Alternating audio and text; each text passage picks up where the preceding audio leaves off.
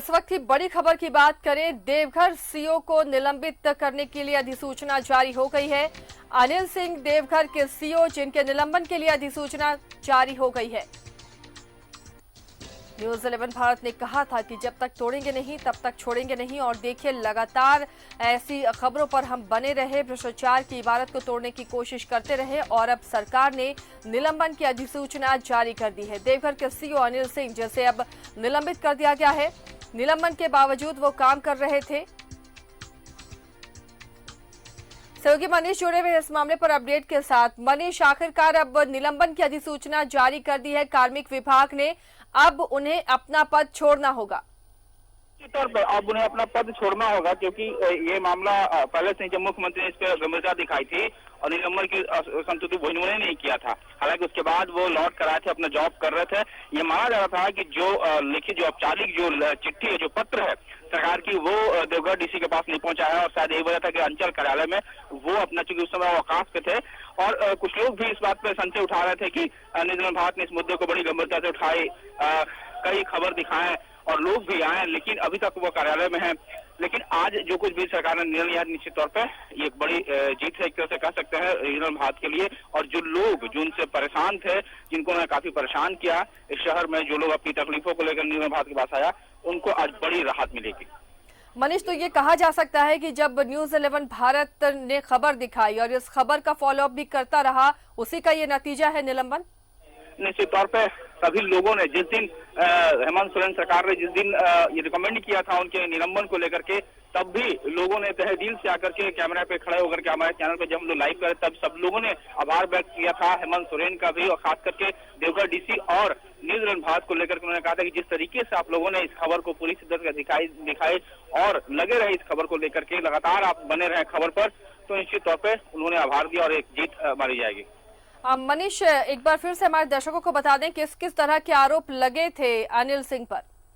देखिए, चूंकि अंचल कार्यालय में देवघर में जो जमीन का जो नेचर है वो रहा है, विवादित रहा है। यही वजह थी कि बहुत साल पहले की बात है, जब यहाँ के लोकल डीसी जब हुआ करते थे, उन्होंने ये व्यवस्था बनाई कि कुछ जमीनों को छोड़कर के बाकी जमीन को जो बेचने की बात होगी वो सीओ अंचल कार्यालय से लेना होगा, डीसी से एनओसी लेना होगा। लेकिन वो एनओसी एलपीसी के रूप में बना दिया गया था, यानी कि लैंड पोजीशन सर्टिफिकेट की बात थी कि आप अपनी जमीन को जब बेचने जाते हैं, या आपकी बेटी का विवाह शादी हो, या फिर बेटे की जरूरत हो, या फिर पत्नी आपके घर में कोई जरूरत हो, तो आपको अपने ही जमीन बेचने के लिए आपको एलपीसी देना पड़ता है। लेकिन इस जो ये बनाया गया था, ये एक तरह से कौन सा कि बैलेंस करने के लिए जो समस्या थी, वो कहीं गलत बिक्री न हो जाए, या गलत हाथ में न चल जाए, या फिर गलत लोग को ठगी का शिकार न हो जाए, लेकिन इसका गलत फायदा उठाया जाता। और पिछले 1 साल से जो अंचल कार्यालय है, वहां से इस एलपीसी निर्गत करने के नाम पर स्क्वायर एक दर निर्धारित कर दिया गया था, और साथ ही साथ कई जो जमीन थे उनका नेचर को भी बदल दिया है। तो ये गंभीर आरोप लगातार लग रहे थे, लोग दौड़ रहे थे यहाँ से वहां तक, लेकिन कोई सुनवाई नहीं हो रही थी।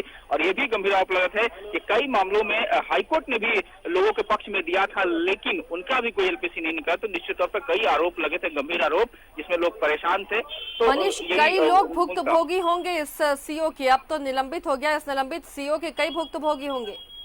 निश्चित तौर पर कई भुक्तभोगी होंगे, और वैसे लोग भी भूमाफिया भुक्तभोगी अब हो जाएंगे, क्योंकि जिन लोगों ने जमीन बेचने और खरीदने के नाम पर पैसे लगाए, उनको भी बहुत तकलीफ है, क्योंकि उन लोगों इस नाम पर पहले ही पैसा कई जगह लगा चुके हैं, दे चुके हैं। तो अब ऐसे में अगर सरकार ये निर्णय लेती है कि इनके कार्यकाल के सभी एलपीसी को रद्द किया जाए, या फिर जो जितने भी डीड्स हैं उन सबको एक बार फिर से जांच की जाए, तो निश्चित तौर पर बहुत बड़ा झटका होगा वैसे लोगों को जो सीओ के साथ मिल करके यहाँ के लोगों को परेशान कर रहे थे, या फिर उन कह सकते कि उनको चूना लगाए थे।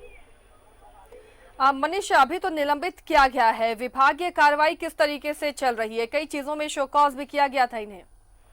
निश्चित तौर पे चूंकि ये निलंबन है, और इनके पास जब देवघर डीसी जो नए आए थे मंजूनाथ बंत्री ने, उन्होंने एक टीम बनाई थी अपर समाहर्ता के अगुवाई में।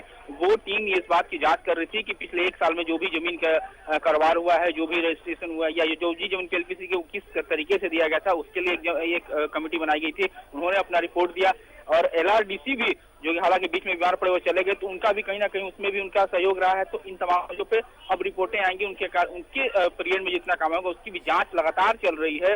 और ये जो नए डीसी हैं, देवघर डीसी स्थानीय अभी जो हैं, वो सरकार के निर्देश पर, चूंकि हेमंत सरकार ने निर्णय लिया था, देर से ही लिया था लेकिन कड़ा निर्णय लिया था, उसका बड़ा संदेश गया था। तो अब इनके जो इनका विभागीय रहा है कार्रवाई, जो इनका कार्यकाल, उनके पीरियड के जितना काम, उनकी सबकी जांच होगी और निश्चित तौर पे जो न्याय संगत, जो कानून संगत होगा विभागीय, वो भी होना तय है। अब मनीष, इस तरह की जो कार्रवाई हो रही है लगातार, न्यूज़ 11 जिस तरह से ये सीरीज चला रहा है, भ्रष्ट ऐसे अधिकारी बेनकाब हो रहे हैं, उम्मीद करें कि सबक लेंगे अधिकारी इस कार्रवाई के बाद।